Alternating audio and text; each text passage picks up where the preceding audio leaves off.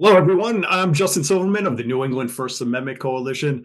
Thank you for joining us for another 30-minute skills. Before we begin, a quick ask from all of us at NEFAC. As you know, we provide these lessons as a public service to you. Please consider returning the favor and supporting our work by visiting nefac.org and clicking donate. Any amount is appreciated, and every dollar goes to our critical education, advocacy, and defense efforts. Thank you. For those here today for the first time, welcome to 30-Minute Skills. These monthly lessons are a quick and efficient way to add to your reporting toolbox, build on your First Amendment knowledge, and grow your journalism career. But there are also more than that. As those who join us every month already know, these lessons are a way for you to reconnect with a community of journalists, researchers, attorneys, and academics. So everyone, please use the chat to introduce yourself, showcase your own work, and connect with others. Also, make sure you register for our upcoming lesson on vibe coding, among many other classes we're offering. Registration links and all previous lessons can be found at nefac.org/30-minute skills. Today's presentation is focused on how to best network and find opportunities in the journalism field. It is supported in part by the estate of Gloria L. Negri. Gloria was a trailblazing journalist at the Boston Globe for more than 50 years. This program is part of her legacy of newsroom education and her lifelong commitment to local journalism. You can learn more about Gloria and other NEFAC supporters at nefac.org/supporters. During today's presentation, I again encourage you to introduce yourself in the chat and share your own experiences and resources. You can also use the chat or the Q&A button to ask questions of our instructor, and we'll get to as many of those questions as possible.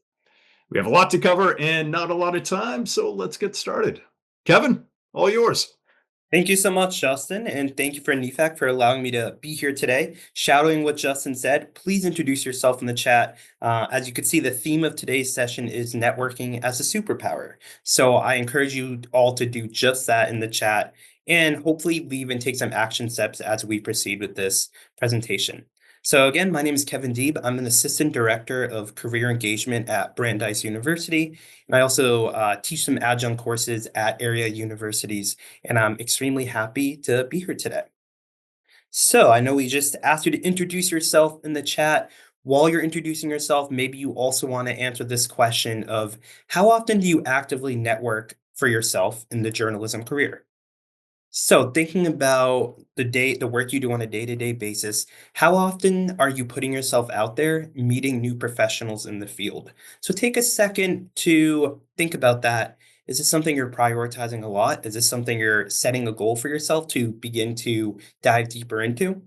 So take a second and then we'll kind of see what some people have to share in the chat.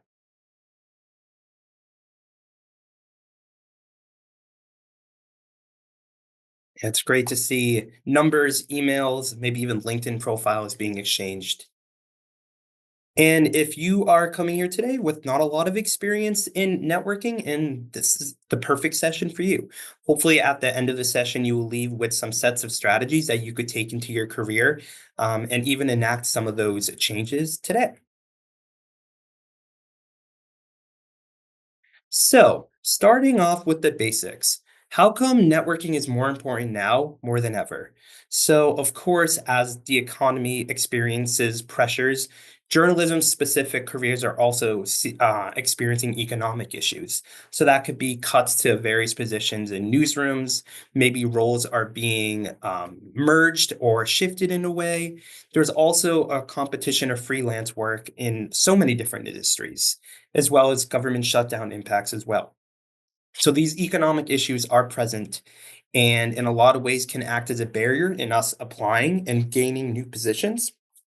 However, we know that more than 60% of freelance assignments come from editors, journalists already know. So again, that simplifies into the opportunity and the power of networking. Networking is all about staying relevant. It's being open and being open often. Networking takes consistency. It takes attention, it takes strategy, and it takes focus as well. It also takes a heightened sense of confidence in putting yourself out there, which if you're in a journalism career or closely related, you already have that built-in skill set. However, being able to gain power from networking is very important. And it's one of those skills that you could put as much effort into it. And the more effort you put in, the more reward you get as a result. So, thinking about smart networking, how could we reframe the way we approach networking? Reframe it as you're not selling yourself, you're staying in conversation with your ecosystem. So, as important as it is to get your personal brand out there, you're also engaging in networking, not to just gain a business transaction or an opportunity, but to also heighten the individuals that are within your network and the opportunities that you could set for yourself in the future. A lot of people find that doing passive networking now allows for future success. In addition, as long as you can't see how now, making connections, you might not be able to see how that's going to lead to a career down the line, but you never know when the connection you make now at a conference or at a networking dinner or at an event or even in this chat room right now could actually lead to something successful in the future, but it's all about building those networks. So there's different ways for journalists to sort of quote unquote tap into their network. So editorial, peer, professional, or strategic. So understanding what type of areas of journalism you focus in on and understanding what are some intentions or strategies I want to take out from taking advantage of networking. How do I want to shift my path to networking? So it's important to do an inventory. What connections do you have in these categories? What editors might you know or have you worked with? Maybe you worked with them virtually on an assignment, or maybe you actually worked with them in a very close capacity. So understanding who is in your network and seeing how those individuals could stay in your network long term. It's important to scaffold and stack these conversations. So if you're meeting with someone maybe once at a webinar last year, how could you continue to build up that relationship? Maybe it's an email check-in, or maybe it's sending them an article that made you think of them, or maybe it's an opportunity you want to share with them. Thinking of creative and strategic ways to withstand that relationship and build it up so it could lead you to an opportunity in the future. And of course, not every networking opportunity is supposed to gain you success and gain you personal gain, but it's supposed to allow you to build the individuals around you. Also, other journalists are key for story tips or emotional support, professional development. So rely on your network, rely on the people in this room, rely on your coworkers, and rely on individuals you might have worked with in the past, your colleagues, your classmates. If you're a college student right now, tapping into that network as well. And of course, with any career, it's inevitable. You might have some changes in the direction of your career in which you want to do. How are you highlighting the transferable skills you already have? And how could that get you to a different position or a different title? And being strategic, thinking outside the newsroom, finding valuable expansion for focus, long-term positioning, being very future oriented and thinking about what's to come is the best way for you to think of strategies now to build your network. What do you want from your future? Maybe that's 1 to 3 to 5, maybe 20 or 30 years down the line.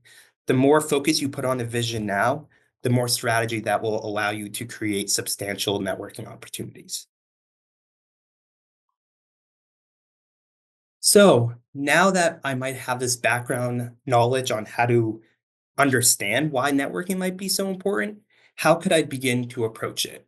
So you first want to understand what area you want to delve deeper into, as that's going to inevitably shift your approach. So some practical moves or steps that you can take: reconnect with a former editor or colleague and take inventory in all different connections. So that can mean tapping into an internship or a shadowing opportunity you might have had years in the past. Maybe it's someone you worked on editorial work with for a very short period of time, but you created a close connection with them. Maybe it's someone from a college club, or you were part of a professional development association that allowed you to enhance yourself in publication and copywriting and editing. How could you use those connections now to benefit you in the future? So, one practical move is making that connection, connecting with them on LinkedIn, sending them an email, maybe even giving them a call, asking them to set up a Zoom call or grab a cup of coffee, or to just shoot off some ideas to one another to connect. Of course, to take that on a much grander scale is going to conferences or joining professional associations, which we'll highlight upon a few in a little bit. Going to conferences, putting yourself out there allows you to be introduced to individuals in this line of work all across the country. all across the region, all across the state. There's regional and national level conferences that you could really tap into and create a presence there. You could even take the next step and join the professional association and be part of those planning efforts. Those are opportunities where a network is inevitably all around you and unavoidable, which is great. So that's another way you can make a practical move. That is more macro level. Comment thoughtfully on a colleague's story or on LinkedIn or Substack. Remain active. Join niche journalism communities online. Engaging with other journalists online is the way to approach this. Reach out after reading someone's work with a compliment or question, continuing the dialogue.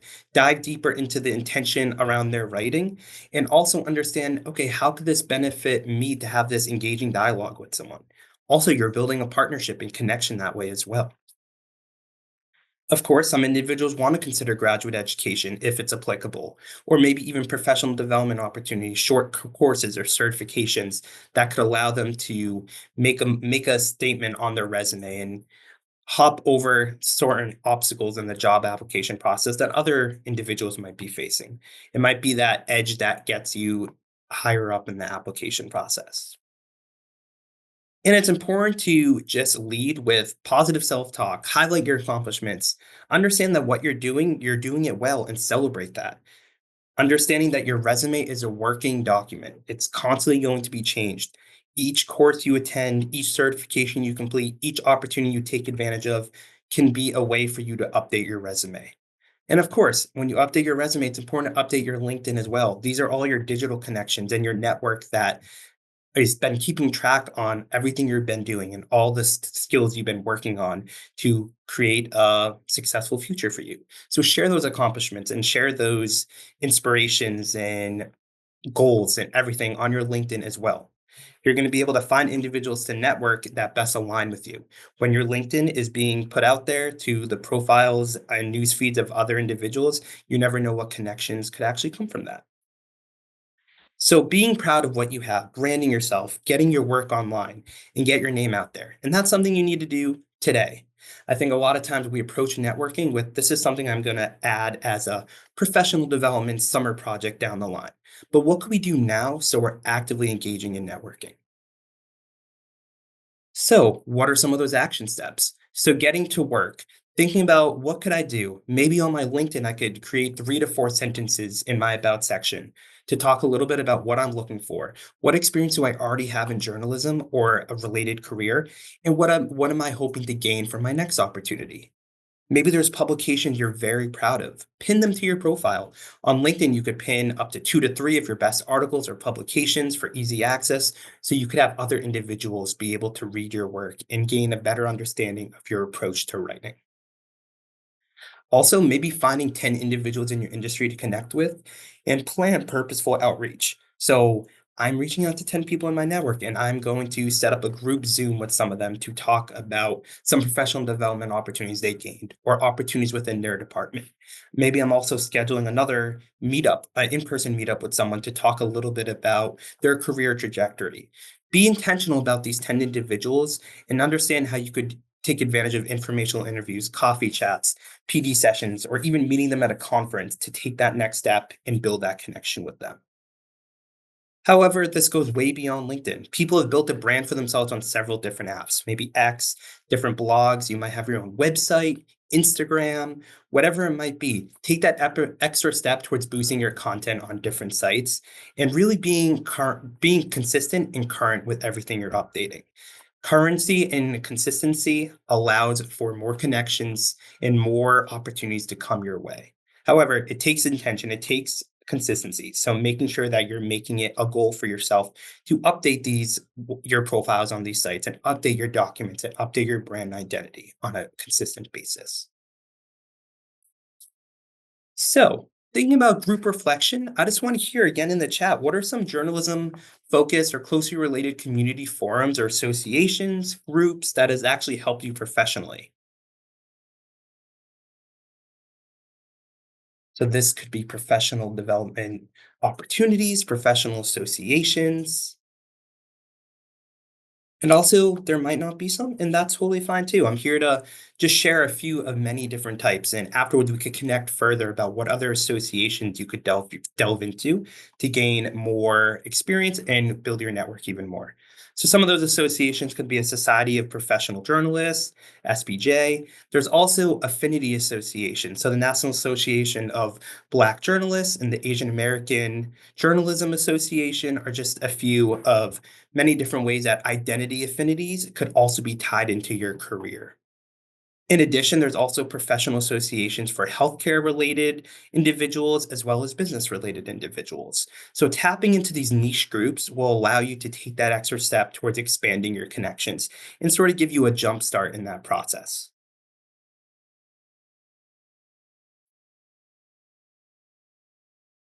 And I see that Emma mentioned that she's a part of Covering Climate Now's network. They have a Slack channel where folks are constantly sharing resources, trainings, and other opportunities.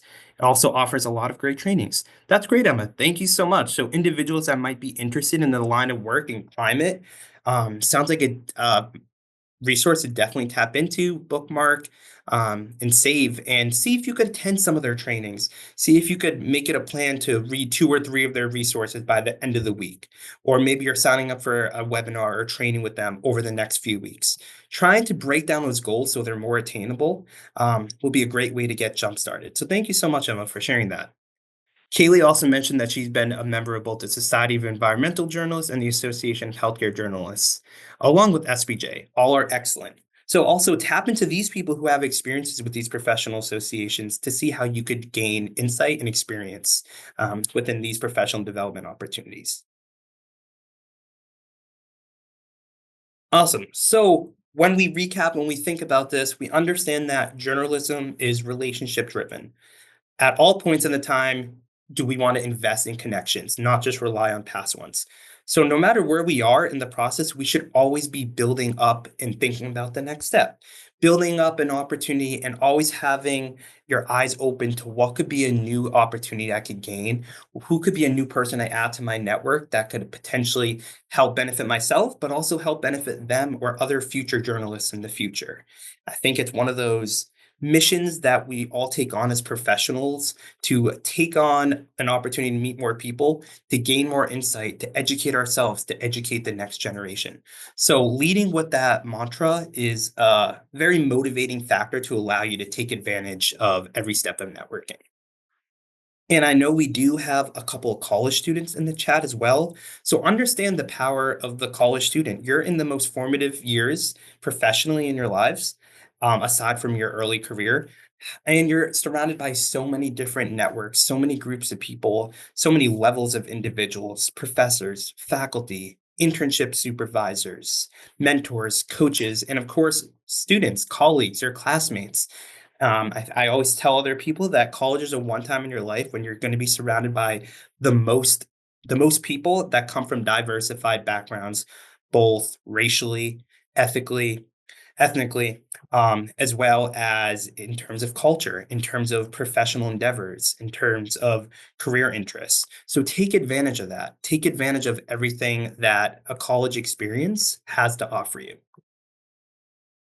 But aside from that, also think about the aspects of your professional life. Okay, so maybe outside of a college student, I might also be part of my church, or I might also be part of this association, or I'm volunteering with this company. Or maybe you're in a full time job and you think about the individuals you work with on a day to day basis, maybe different departments. Where is there opportunity for relationships to be built in that regard? So I know I want to leave here with a lot of different recommendations. So one of those recommendations I have is actually a podcast. The Art of Charm podcast talks a little bit about business fundamentals, of course, but also the power of networking, the power of building relationships, and how to make sure those relationships are sustainable, productive, and they don't feel like a transaction that is not going to have any benefit. And it might actually just be, a waste of time. So we don't want that. We want to approach it with intention. We want to feel like we're gaining something out of these connections that we're creating with others. So one action step I have is breaking it down to as small as we can is identify one person you could connect with this week. an editor, a peer, a mentor, and just send a quick message. Could be someone you haven't talked to in a while, but maybe send them a quick email or send a quick DM or LinkedIn invitation or message. You don't need a pitch, just a simple human hello. Talk a little bit about your past experience with them. How has things been since we interned together at this company, or since we worked on this article together back in 2022? Identify that experience and that relationship you have with them and continue that dialogue and conversation. How are you doing now? I'd love to connect and see kind of the power that comes from that. It could be very amazing. And in my entire career, I think that's one of the pillars we always say the power of networking is the key to your success. And it's one of those cliches that people think, all right, I know people, like, I don't think they're going to be able to get me a job, so I'm not even going to try. And I think that kind of leads me to my kind of ending mantra is that the journey is the destination. You don't know when you're going to be able to reach, a successful connection with individuals unless you're able to go along that journey, make that connection, take that step that might be a little bit uncomfortable to you. You never know if that could also lead you to a professional development opportunity or even a new career, a new title, a new job that is going to help you propel further in your career. So staying dedicated and focused and being open to all the opportunities around you is the name of the game. And I definitely want to open this up now to questions. But before that, I want to make sure you could all feel free to add me on LinkedIn, and email me. Save my email if you have any questions at all. I'd be happy to dive deeper into any of these topics or meet with any of you to talk further. But with that, I'd be happy to open it up to any questions that any individuals have. Thanks, Kevin. Great presentation and a lot of really helpful advice here. One question we have relates to networking with specific individuals. Say you're a journalist looking to find an opportunity in another newsroom, and you want to get on the radar of the news editor there. How do you go about creating relationships with an individual in a way that is organic and not, transparently in the pursuit of finding a professional opportunity, but making sure that you're reaching out in a way that is respectful and not annoying in any way, but still helps you accomplish your career objectives. Yeah, that's a great question. And I think what I think of when addressing that is personalization and making your outreach individualized. A lot of students that I work with before they come and meet with us, they say they copy and paste a message and just send it to everyone. But it takes time and patience, and you need to personalize your messages. And you need to do research so you could personalize a message that is actually going to reach the other person. If you found that person you last worked with at a newsroom maybe went to a high school within maybe your district or within your city, or maybe they volunteered at a certain company, or they took this professional development course for an association. Tap into some of the similarities that you might have with that person to spark that dialogue and spark that connection. Or maybe you don't have any similarities or overlap with that person. Maybe lead with something of theirs that you're interested in. Make the relationship and the initial outreach be about them so you can invite them into a dialogue with you. So it's not necessarily about playing a game or being intentional in that regard, but be human. See how you could actually connect with them. Make them see that you actually genuinely want to learn more about them. And it's not just for your own personal gain, but it's like a mutual relationship. So when you're doing outreach in regards to that, being strategic and personalized with your initial outreach is great. And also always leading with manners, respect, kindness. I think being overly kind is very helpful when you're creating a networking opportunity to increase your chances of that individual wanting to talk to you. So making sure you're doing an inventory of what experiences that person has and what you have, and understanding how you can make a personalized introduction.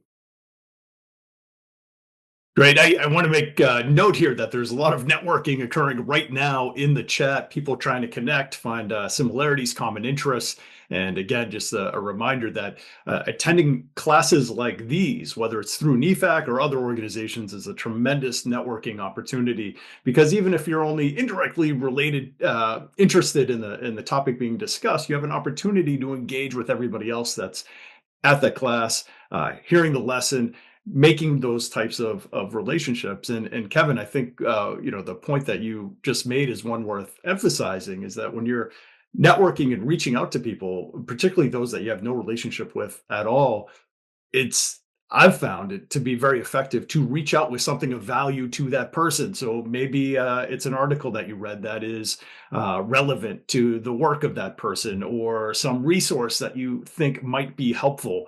And I've found that that's a very effective way of not only reaching out and introducing myself to others, but providing something that might be useful to them and increasing the chance that they would reciprocate with some of their time and perhaps a conversation. Of course. Yeah. People love to talk about their interests.